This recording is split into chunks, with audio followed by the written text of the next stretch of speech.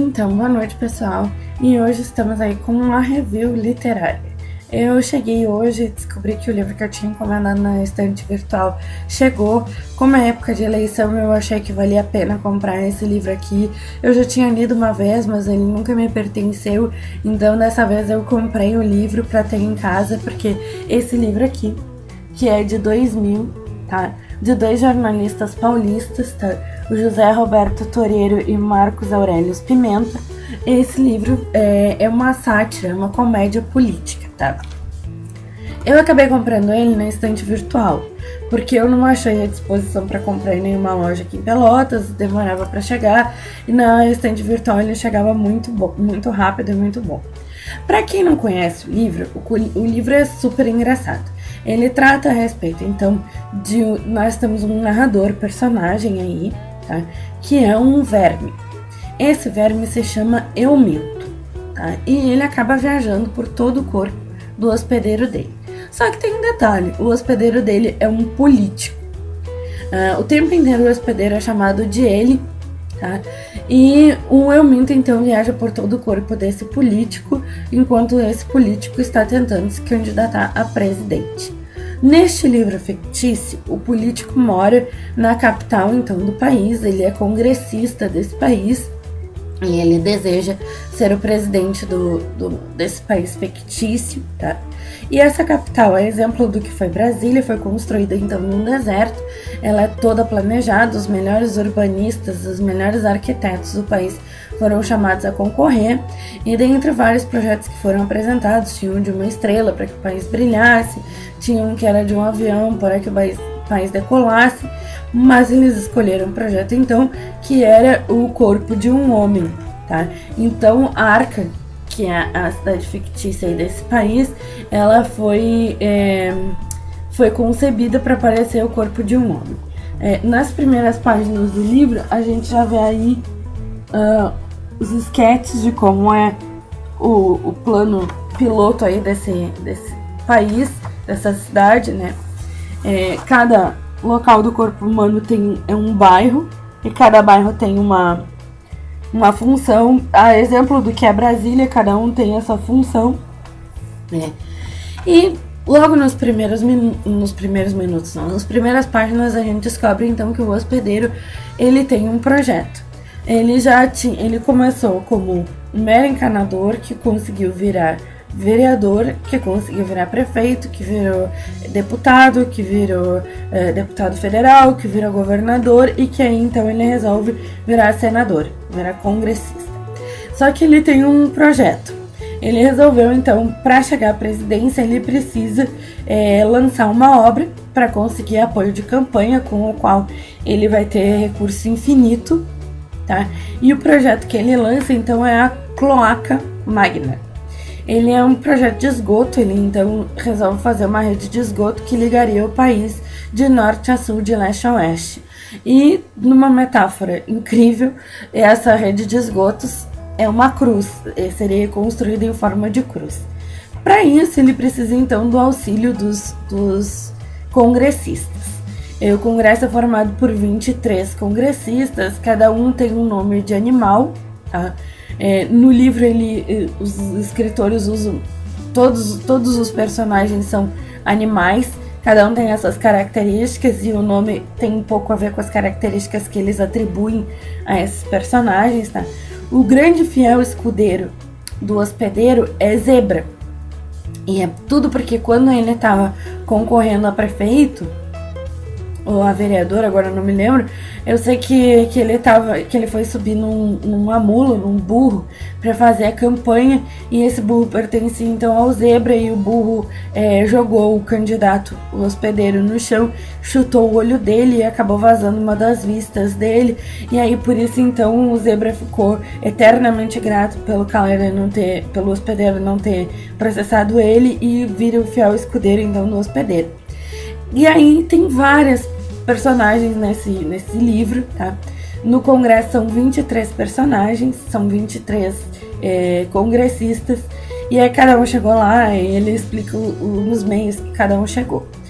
Ele resolve, para chegar na presidência, que ele precisa então do auxílio para aprovar a Cloaca Magna, de alguns congressistas, porque ele precisa colocar isso na pauta de votação, porque uma vez que ele consiga fazer esta obra, os empreiteiros do país, comandados por Iena, vão fornecer o dinheiro que ele precisar de campanha. Eles colocariam então ele para presidente assim, num piscar de olhos. Eles dariam um jeito de colocar o hospedeiro então na presidência. Só que ele precisa colocar isso no orçamento. E aí ele tem um grande inimigo, um arqui-inimigo, que é o lobo. E o lobo, descobrindo o plano dele, resolve então fazer o seu próprio plano, que se chama Privadas, que é a estatização da rede de esgoto, porque ele entende que uma vez estatizado, essas empresas privadas teriam interesse de fornecer mais esgoto para mais pessoas, porque quanto mais casas abastecidas pela rede de esgoto, maior seria então o número de consumidores que ele teria. E a partir daí o livro fica cada vez mais interessante, porque eles começam então a ter que lidar com os outros congressistas, tanto o hospedeiro quanto o lobo, e cada um vai tentando dissuadir os aliados do inimigo para votarem a seu favor. Cada um então vai fazendo ali como é que o que ele precisou. O hospedeiro ele vai fazendo uma lista do que ele precisou oferecer para cada um, que cargo, porcentagem de lucro, e aí sim a gente vai vendo então os bastidores todos da política. O livro é muito bom. Para um momento de vésperas de campanha aí, é interessantíssimo, até para depois da campanha, porque quando a gente vê ali o hospedeiro e mesmo o lobo lidando com os outros congressistas e os outros congressistas lidando também com o hospedeiro e com o lobo, a gente vê essa relação de poder deles e é muito interessante. O livro, ainda que trate de todos os personagens fictícios, ele tem muito da realidade. As frases então que o hospedeiro usa são fantásticas. Para terem uma ideia de como o livro começa, aqui ó, na orelha, tá? Já tem um texto que é psicografado por Nicolau Maquiavel, tá? E diz: quando eu morri, 500 anos atrás, já existiam vermes e políticos. Os dois são o assunto deste livro que o leitor segura em suas mãos. Lave-as depois. Vermes e políticos têm mais em comum do que se pensa. Ambos fazem caminhos tortuosos, estão em todos os lugares e preocupam-se, antes de tudo, com sua sobrevivência. Há, porém, uma diferença. Os políticos tentam entender a natureza da política, os vermes, a política da natureza. Eu, que conheci estes dois tipos de seres, sei do que estou falando. Conheci os políticos quando estive no mundo dos vivos. Conheci os vermes quando desci a sepultura. Pelo que pude observar daqui de baixo, nestas últimas 5 centenas de anos, muita coisa mudou e pouca coisa mudou. Pelo menos para os vermes e os políticos, que não foram derrotados nem por guerras, nem por vacinas. Aliás, muito pelo contrário, eles sofreram mutações e estão mais resistentes do que nunca. Vivi por 68 anos e entre as muitas obras que deixei, ficaram um tratado político e uma comédia. Este livro tem um pouco disto e um tanto daquilo.